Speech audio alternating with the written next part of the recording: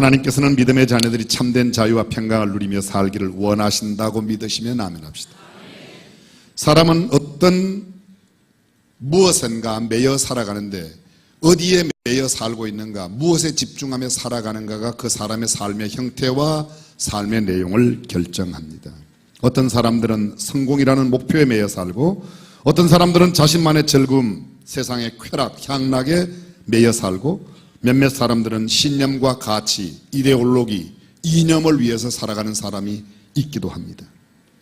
인생과 삶은 마음을 어디에 두어 내 마음을 그곳에 묶어 두느냐에 따라 결정되는 것입니다. 육신의 정욕과 안목의 정욕, 이생의 자랑에 마음의 닷줄을 내리고 살아가는 사람들은 이 땅의 것을 추구하다가 그렇게 삶을 마감하게 될 것입니다. 육체적인 억압과 자유를 빼앗긴 사람들도 있습니다. 죄로 말미암아 자유를 빼앗기기도 하고 올바른 정의와 진리를 수호하기 위하여 살아가는 사람, 비록 육체는 어려워도 마음의 자유를 누리며 살아가는 사람이 있습니다. 오늘 성경 복음을 전하다가 메인바 된 한 사람의 이야기를 우리에게 보여주고 있습니다. 지난주 저는 이런 제목으로 말씀을 나누었습니다. 세상이 감당할 수 없는 사람. 오늘은 매였지만 매이지 않은 삶을 살았던 사람. 오늘 본문 가운데 바로 직전에 나오는 말씀 가운데 20절에 보면 이스라엘의 소망을 인하여 내가 이 쇠사슬에 매인 바 되었노라. 바울은 자신의 지금 처지가 쇠사슬에 매여 있다고 이야기합니다. 이스라엘의 소망, 그토록 기다리던 메시아로 오신 예수 그리스도로 말미암아 쇠사슬에 매인 바 되었습니다. 다시 말하면 자기의 삶을 예수 그리스도에게 묶어두었다, 그런 말입니다. 자유한 몸이 아닙니다. 24시간 감시 속에 살았습니다. 가택 연금 상태에 있는 바울의 모습이 오늘 본문의 이야기입니다. 근데 오늘 본문은 그런 그에게서 결단코 매여 있지 않는 참 자유로운 삶의 모습을 우리는 볼 수 있습니다. 사도행전은 이렇게 매여 있으면서도 매여 있지 않은 자의 모습을 갖고 있는 바울의 모습을 갖고 마지막 결론을 내리고 있습니다. 이 본문이 주는 교훈은 도대체 무엇입니까? 한마디로 말하면 무엇인가 매여 있는데 삶은 아주 자유롭게 살아가는, 매여 있지 않는 모습을 통해서 주는 도전이라고 할 수 있습니다. 바울은 위대한 사도였습니다. 이방 선교를 위하여 특별히 쓰임을 받은 사도였습니다. 그를 통하여 신약 성경의 절반 이상이 씌워졌습니다. 신약 성경 가운데 가장 많은 부분이 바울이 썼습니다. 13권을 기록했습니다. 분량으로 따지면 두 번째 많은 기록을 남긴 사람이 누가입니다. 누가는 누가복음과 사도행전을 썼습니다. 누가복음 26장, 사도행전 28장, 도합 52장의 글을 썼습니다. 책으로 따지면 요한이 5권을 썼습니다. 요한복음, 요한 1서, 2서, 3서, 요한계시록. 요한은 5권을 남겼지만 분량으로 보면 누가가 더 많은 글을 남겼습니다. 그런데 이 누가의 두 번째 글, 마지막 그 편지의 대미는 감옥에 갇혀있지만 갇혀있지 않고 살아가는, 갇혀있지 않은 것처럼 살아가는 바울의 삶을 이야기하고 있습니다. 이미 말씀드렸지만 그는 매여 있는 삶을 살았습니다. 이방 선교를 위해서 고난과 핍박을 많이 받았고 갇히는 삶의 연속을 살았습니다. 바울이 고린도 교회에 3번의 편지를 보냈는데 두 번째 편지, 우리 성경에는 고린도 전서와 후서만 있습니다. 고린도 후서 11장 23절 이하에 바울은 이렇게 이야기합니다. 저희가 그리스도의 일꾼이냐? 정신없는 말을 하거니와 나도 더욱 그러하도다.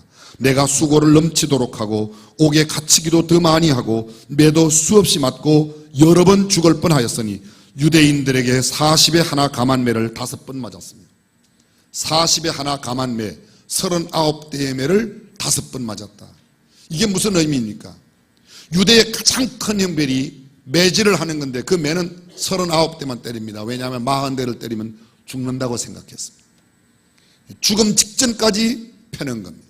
채찍으로 패는데 이 채찍 끝에는 납덩이가 달려있거나 아니면 뼈조각을 달아놓아서 사람의 몸을 감으면 살조각이 떨어지도록 그런 매를 5번이나 맞았습니다. 성경은 계속됩니다. 3번 태장으로 맞고 1번 돌로 맞고 3번 파선하는데 일주야를 기품에서 지냈으며 여러 번 여행에 강의 위험과 강도의 위험과 동족의 위험과 이방인의 위험과 시내의 위험과 광야의 위험과 바다의 위험과 거짓 형제 중에 위험을 당하고 또 수고하며 애쓰고 여러 번 자지 못하고 줄이며 목마르고 여러 번 굶고 춥고 헐벗었노라.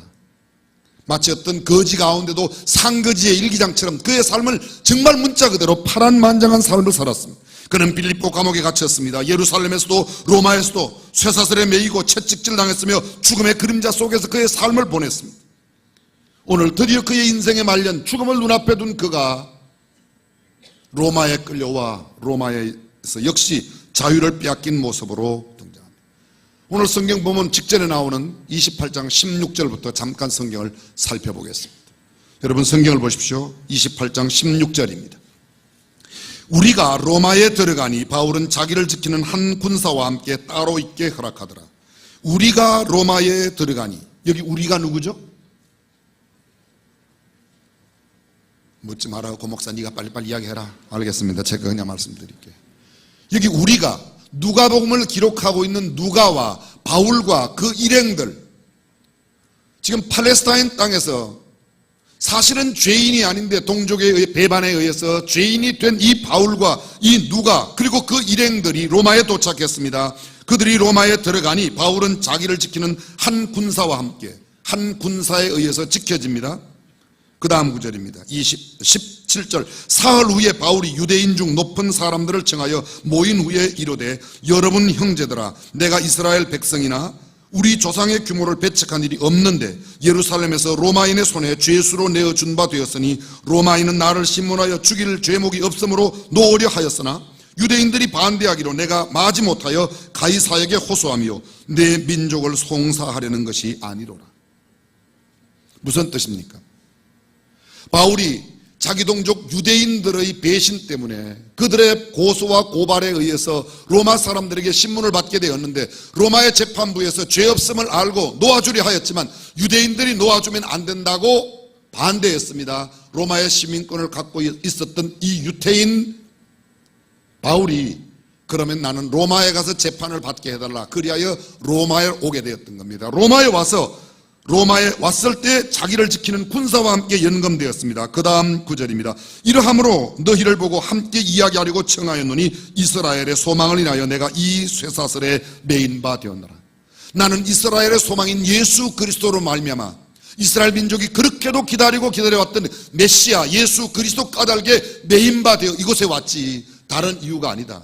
생각해 보십시오. 근데 그가 로마에 와서 가장 먼저 찾는 사람은 로마에 살고 있는 유태인 높은 사람들이라고 말합니다. 당시 팔레스타인 모든 유태인들은 로마의 속국의 식민지의 통치를 받고 있었습니다. 식민지로 통치를 받고 있었습니다.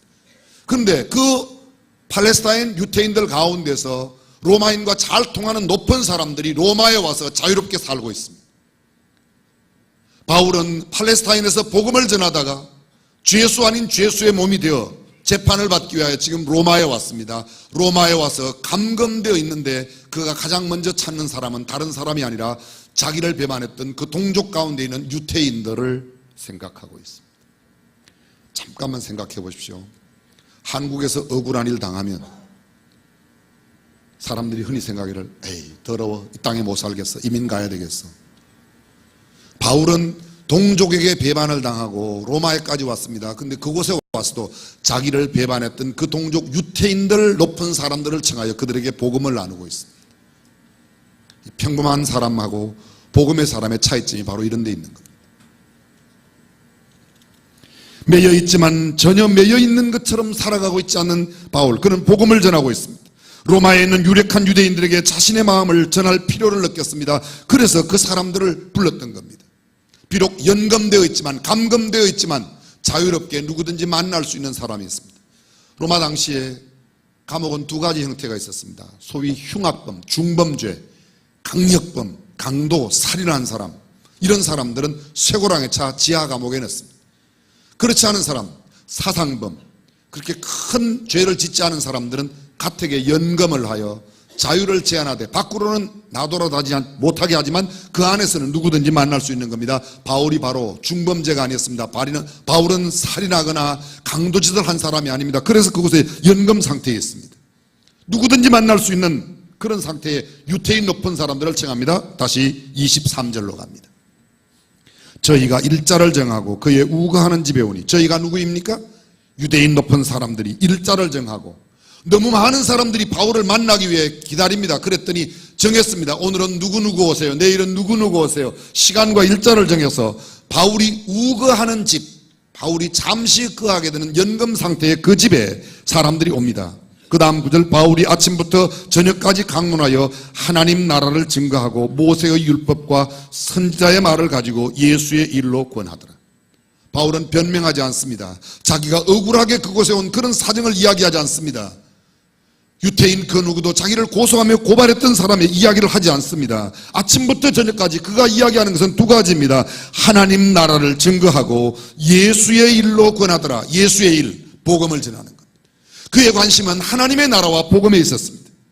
그런데 그 결과 그 말을 믿는 사람도 있고 믿지 아니하는 사람도 있어 서로 맞지 아니하여 흩어질 때에 바울이 한 말로 일러 가로되 성령이 선지자 이사야로 너희 조상들에게 말씀하신 것이 옳도다. 일러서되 이 백성에게 가서 말하기를 너희가 듣기는 들어도 도무지 깨닫지 못하며 보기는 보아도 도무지 알지 못하는도다. 이 백성들의 마음이 완악하여져서 그 귀로는 둔하게 듣고 그 눈을 감았으니 이는 눈으로 보고 귀로 듣고 마음으로 깨달아 돌아와 나의 고침을 받을까 함이라 하였으니 그런즉 하나님의 이 구원을 이방인에게로 보내신 줄 알라.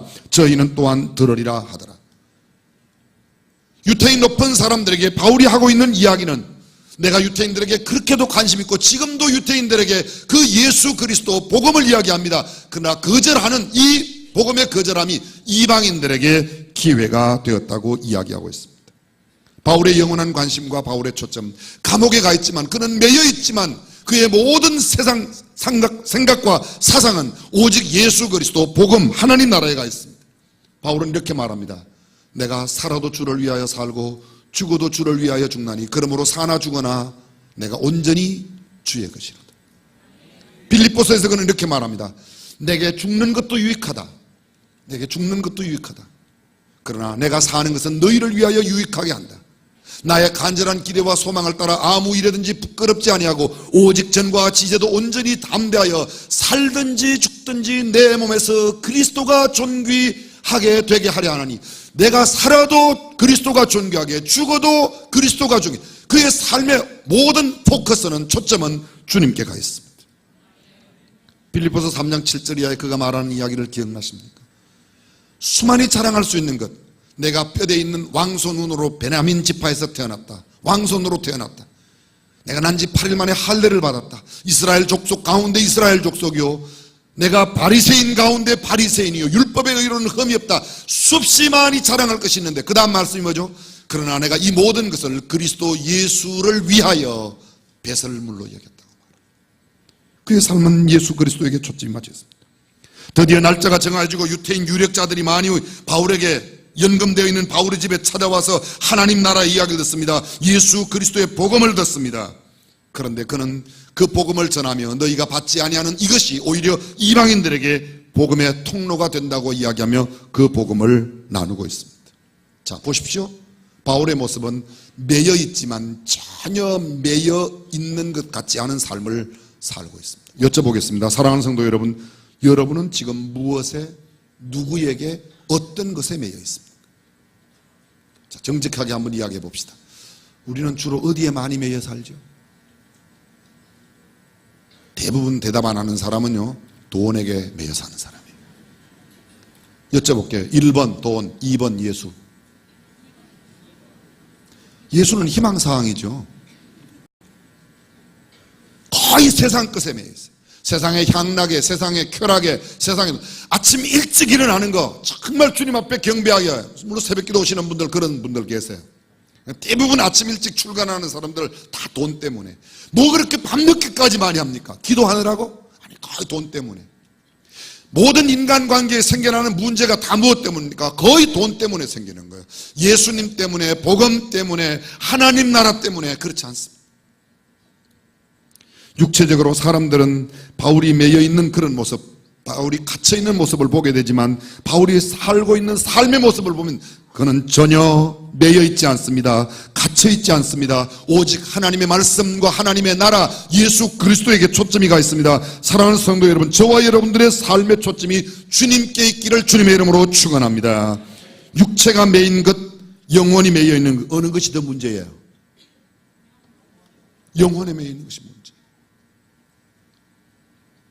근데 내 영혼이 정말 하나님께 제대로만 매여 있다면 이 땅의 육체가 매이는 것에 상관하지 않고 얼마든지 자유롭게 살아갈 수 있습니다. 이 시간 하나님께서 우리에게 도전하십니다. 너희는 무엇에 매여 있는가? 사라지고 지나가는 육체의 욕망에 매여 있는가? 아니면 영원한 하나님 나라에 예수 그리스도에게 우리의 마음과 뜻을 두고 살아가는가? 하나님 나라의 인생의 법칙은 심은 대로 거두는 겁니다. 마음에 무엇을 두고 어디에 내 삶을 묶어놓고 살아가느냐가 내 삶의 형태를 결정하는 것입니다. 바울은 갈라디아 교회에 보낸 편지 가운데 이렇게 말합니다. 자기의 육체를 위하여 심는 자는 육체로부터 썩어진 것을 거두고 성령을 위하여 심는 자는 성령으로부터 영생을 거두느니라. 사랑하는 성도 여러분, 저와 여러분들은 성령에 매인바 되어 성령에 사로잡힌 바 되어 영원한 것을 추구하며 살아가는 삶을 살아가시기를 축원합니다. 예수 그리스도와 복음에 매여 참된 자유와 평강을 누리는 이 바울의 삶, 이 삶이 오늘 저와 여러분들의 삶이 되어야 할 줄로 믿습니다. 그렇습니다. 이제 본문으로 가보겠습니다. 30절입니다. 바울이 온 이태를 자기 셋집에 유하며 자기에게 오는 사람을 다 영접하고 담대히 하나님 나라를 전파하며 오직 주 예수 그리스도께 관한 것을 가르치되 그 많은 사람이 없었더라. 여기 보시면 바울이 온 이태 만 2년 동안, 꼬박 2년 동안입니다. 자기 셋집에 유하며, 여러분 아까 조금 23절에서는 그 표현이 달랐습니다. 23절 가보면 자기의 우거하는 집이라고 되어 있습니다. 우거하는 집. 우거라는 말은 여러 번 설명드렸습니다. 잠깐 머무는 집이 우거하는 집이에요. 잠시 동안 머무를 우자에게. 근데 잠시 머무르는 집, 그것은 로마 정부가 죄수인 바울을 가두어 두기 위한 연금, 한 종류의 감옥 형태입니다. 그런데 지금 30절에는 자기 셋집에 살고 있습니다. 뭔가 좀 다르지 않습니까? 왜 셋집으로 옮겼을까요? 로마 정부가 주는 그 집에 있어도 문제가 없습니다. 근데 저거는 새를 얻어서 살고 있습니다. 제가 헬라어 원어를 찾아보았더니 케니안이라고 되어 있어요. 23절의 집은, 로마 정부가 준 집은 이를테면 영어 성경에 in the lodging, 그냥 숙소예요. 숙소. 정부가 마련해 놓은 숙소예요. 근데 30절의 셋집은 in his own hired house. 무슨 말이에요? 그가 돈을 주고 세를 내고 얻은 집에 산다는 겁니다. 다른 영어 성경에는 이렇게 되어 있습니다. hired apartment. 그가 돈을 내고 아파트를 세를 낸 거예요. 공동번역 성경에는 셋집이라고 이야기되어 있습니다. 자기가 세를 내고 얻은 집이라고 말합니다. 헬라어 원어에는 케니안이라는 단어와 또 다른 미스토마티는 30절에 나오는 집입니다. 자기의 셋집은 그렇게 되어 있습니다. 이 차이가 무엇인가? 이 차이가 아주 중요한 차이가 있습니다. 여전히 연금 상태에 있습니다. 셋집으로 표현되어 있던 우거하는 집이든 그가 지금 감금되어 있는 것은 전혀 다를 바가 없습니다. 근데 이 셋집과 우거하는 집의 차이가 있습니다. 셋집은 내가 돈을 내는 겁니다. 우거하는 집은 로마 정부가 주는 겁니다.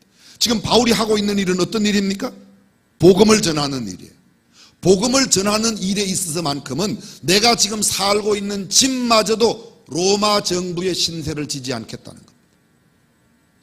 굉장히 지금 수준 높은 이야기를 했어요. 그럴 때 반응을 보여야 수준이 높아지는 겁니다.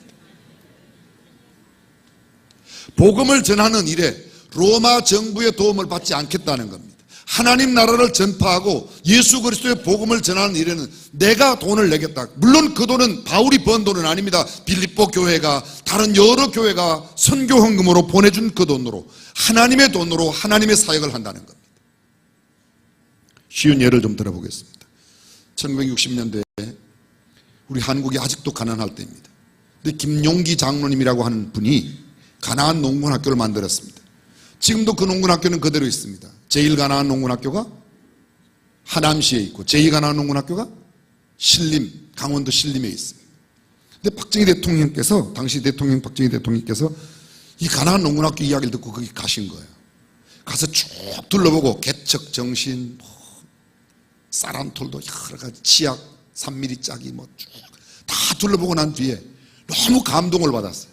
박 대통령 마음속에 있는 대한민국의 미래가 가나안 농군학교에 다 있는 거예요.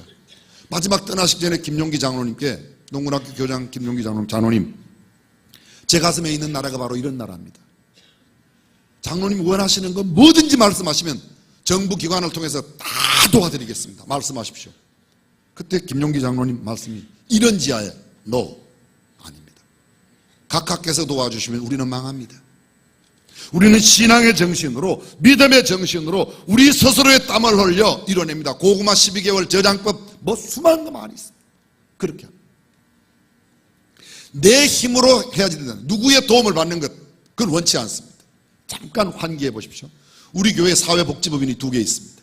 수원중앙복지재단, 수완선 기념관 유재단 둘 다 등록되어 있는 복지법인입니다.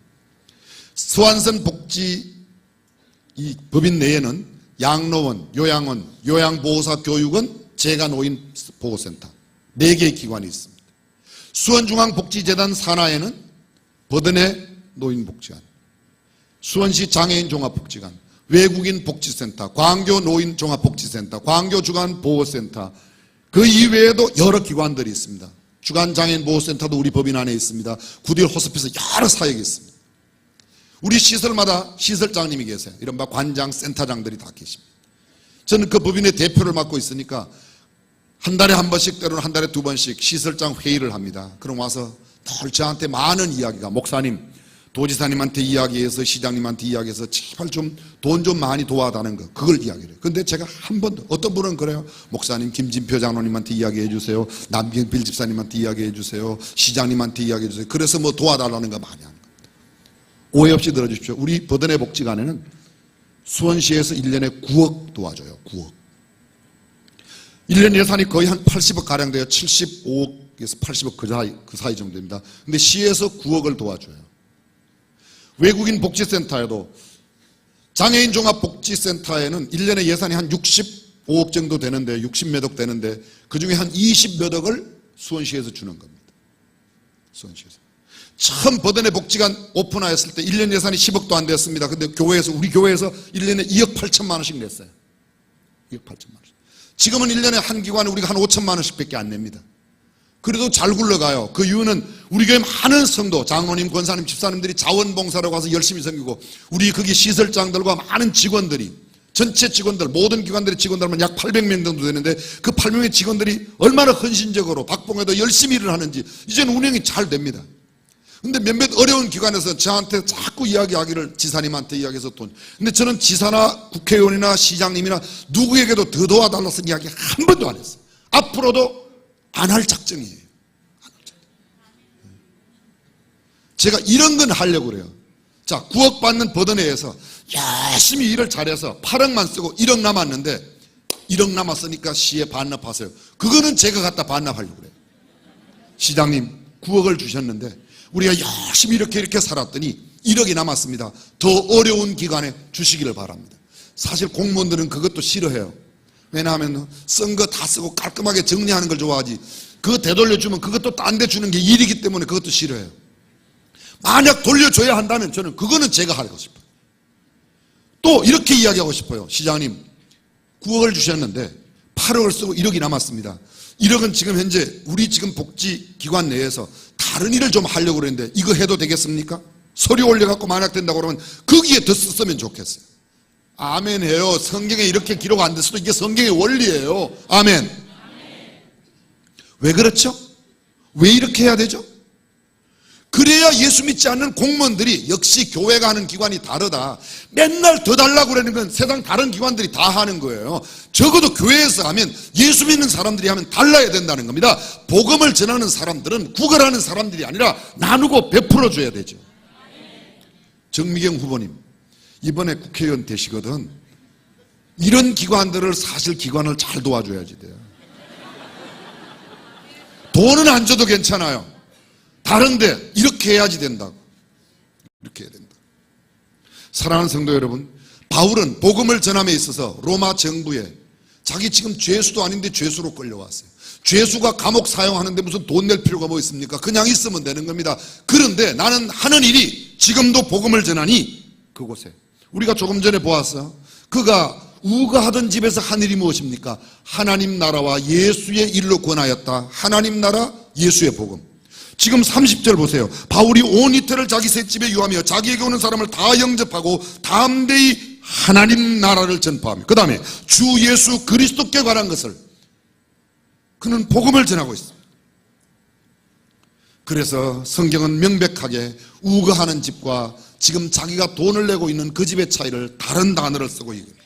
복음 전도에 기꺼이 자비량했습니다. 철저히 노력의 대가로 사역을 감당했습니다. 복음을 위해 세상 부귀영화를 버리고 영어의 몸이 되어 매여 살았지만 조금도 흔들리지 않았습니다. 그는 진정한 자유가 무엇인지를 그리스도로 말미암아 깨달아 참된 자유의 삶이 무엇인가 매여 있지만 전혀 매여 있지 않은 삶을 살아가고 있는 겁니다.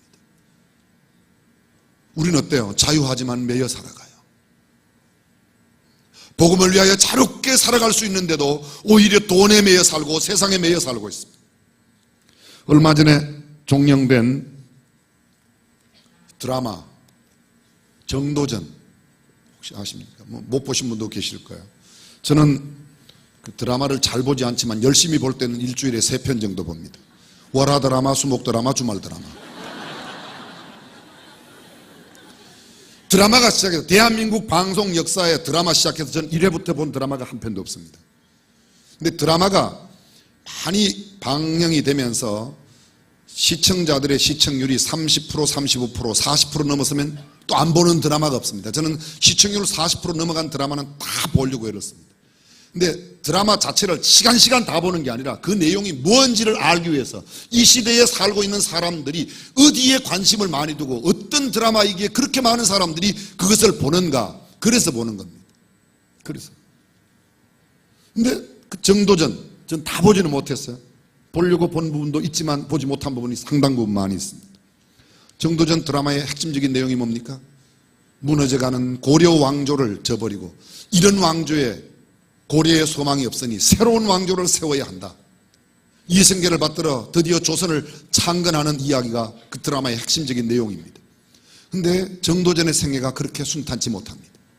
그는 늘 유배를 당했고 늘 버림을 당했고 한때 권세를 당당하게 부렸지만 얼마 가지 못하여 또 대부분 보면 역사적으로 킹메이커, 왕을 만든 사람들은 거의 다 역사 속에 어두운 종말을 맞아요. 정도전 이후에 이숙번도 마찬가지입니다. 태종을 세웠던 이숙번도 말년이 아주 처참하게 끝납니다. 뭐 역사 이야기 시간이 아니니까 다 이야기할 수 있지만 대부분 킹메이커들이. 근데 정도전의 생애를 보면 그 어두운 아주 한 칸 초가집에서, 초가 3간이 아닙니다. 3칸 초가집, 한 간, 방 하나 있는 그런 집에 유배가 되어 살아가면서도 다시 말하면 감금당했어요. 연금 상태입니다. 그를 지키는 사람이 있습니다. 근데 거기는 그곳에서 전혀 유배 생활을 하지 않아요. 온통 그의 마음과 생각은 새로운 조선 건국에만 가 있어요. 여쭤보겠습니다. 그 유배지에 가 있던 정도진이 아주 억울하게 살았다, 아니면 자기의 마음은 늘 자유롭게 새 나라에 대한 생각으로 살았다? 앞에 게 2번, 뒤에 게 1번. 그는 매여 살지 않았습니다. 여러분, 수원에 또 하나의 자랑이 있습니다. 수원의 또 하나의 자랑 뭐죠? 아니, 여쭤보겠습니다. 수원의 자랑이 뭐예요? 중앙교회. 감사해요. 2부 예배 때는 잘 모르시더라고. 수원의 또 하나의 자랑이 뭐예요? 화성, 삼성. 네. 화성, 삼성. 이 수원의 또 하나의 자랑이에요. 근데 이 화성이 세계 문화유산에 등재되어 있습니다. 이 화성을 세운 사람이 다산 정약용 선생님이에요. 정약용 선생님. 정약용 선생님, 당시 노론의 정치 바람에 휘말려서 그가 유배지로 갑니다. 그가 유배지, 대표적인 그의 유배지가 전남 강진이고 경상북도 장기 토끼골이 있는데 그 유배를 갔어요. 근데 그 유배 생활을 무려 18년 동안 유배 생활을 했습니다. 근데 그 유배 생활 중에 유명한 작품을 남겼습니다. 우리가 잘 알고 있는 다산 정약용의 목민심서가 강진 유배 생활 가운데 이루어졌어요. 목민심서를 여러분들은 좀 아시죠? 대부분의 반응은 잘 아닌 것 같아요. 목민심서가 칠목자 백성민자, 그걸 교회로 말하면요 목회예요. 목회. 칠목자 모을회자, 모여있는 성도들을 목회한다. 이게 목회예요. 목민, 백성들을 선하게, 어떻게 하면 선하게다, 이게 목민. 요새는 목민심서 해설본이 나와 있습니다. 풀어쓴 목민심서, 이런 책들이 있어요. 저는 목민심서를 읽으면서 이것은 완전히 목회학이다, 거의 준성경에 가깝다. 준성경에. 그만큼 여러분, 이 목민심서의 가장 큰 위력이 역사적으로 나타났습니다. 월남전쟁을 아실 겁니다. 월맹과 월남이 싸웠습니다. 월맹의 지도자는 호치민, 월남의 지도자는 티우, 당시 티우 대통령, 패망 당시에 티우 대통령이었어요. 월남은 누가 지원했는가? 세계 최대의 강국 미국이 지원했습니다. 월맹은요, 별로 지원 없이 단독으로 싸웠어요. 근데 누가 이겼어요? 20년 전쟁 끝에 월맹이 이겼습니다. 월맹의 지도자가 호치민이에요. 그가 미군을 그곳에서, 그 땅에서, 사실 그때 대한민국 사람도 무슨 비둘기 부대, 맹호부대 용사들 막, 대한민국 사람도 많이 갔는데 죽기만 했고 전쟁은 지고 왔어요. 근데 호치민이 베트남, 이 월남을 다 통일시키고 난 뒤에 사이공시를 호치민시로 이름을 바꿨습니다. 근데 어떻게 월맹이 이겼어요? 감히 미국과 맞서서 어떻게 이겨요? 그 용맹을 떨치는 대한민국 군인도 물리친 이 호치민의 군에는 도대체 어떤 정신이 있었냐?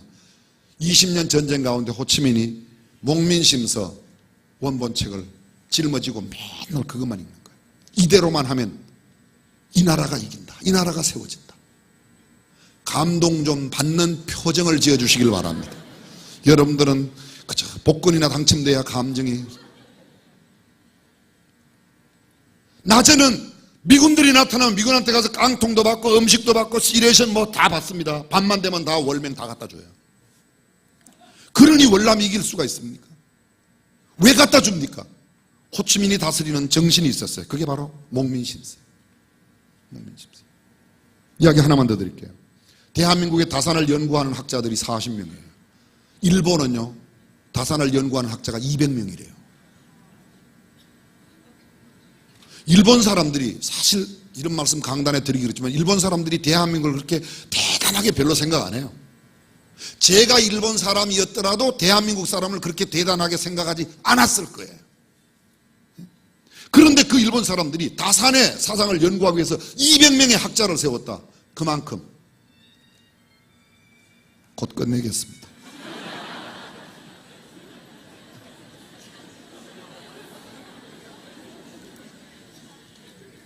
여러분, 다산이 강진에 가 있었을 때, 장기에 가 있었을 때 유배 생활을 하였을까요? 아니에요. 그는 그것을 유배지라고 생각하죠. 오히려 쉬는 시간이라고. 오해 없이 들어주십시오. 저는 가끔 그런 생각을 합니다. 제가 교도소에 예배를 드리기 위해서 여러 번 가봤어요. 여사에도, 뭐 남자 교도소에도, 구치소에도. 교도소 안에 감금된 적은 한 번도 없어요. 근데 감금되는 것이 꼭 나쁘냐, 그런 생각은 안 들어요. 요사이는 가끔 그런 데 들어가면 전화도 안 받고 좀 편하게 쉴 수도 있는, 이런 생각도 가끔 들 때가 있어요. 그렇다고 일부러 보내진 마십시오. 그것에 들어간다고 모두가 다 착잡해하고 유배지라고 감옥이라고 생각할까요? 바울이 지금 이 감금되어 있는 이 모습 가운데서 그런 모습을 찾아볼 수 있나요? 그렇지 않습니다. 매여 있지만 매여 있지 않은 자처럼 살아가고 있는 삶, 그것이 바로 바울의 삶입니다.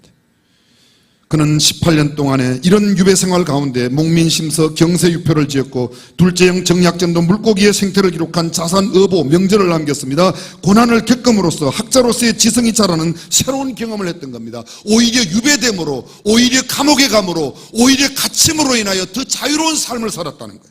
육체의 환경과 상황에 매일 수 있습니다. 그러나 영혼과 정신과 마음과 믿음은 매이지 않습니다. 환경과 상황이 문제가 아니라 우리 스스로 어디에 우리의 삶의 목표를 두고, 어디에 우리의 정신과 마음과 생각을 두고, 우리의 영혼을 어디에 쏟아붓고 있는가, 그것이 우리의 삶을 결정하는 겁니다. 매여 있지만 매여 있지 않은 자처럼 살아가는 이 아름다운 삶이 저와 여러분의 삶이 되기를 주님의 이름으로 축원합니다. 기도하겠습니다.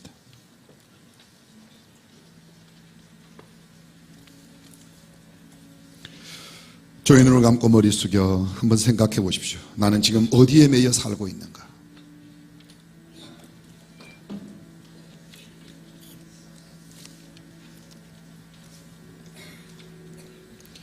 어디에 내 마음과 내 생각과 내 영혼과 정신을 두고 살아야 할 것인가를 생각해 보십시오.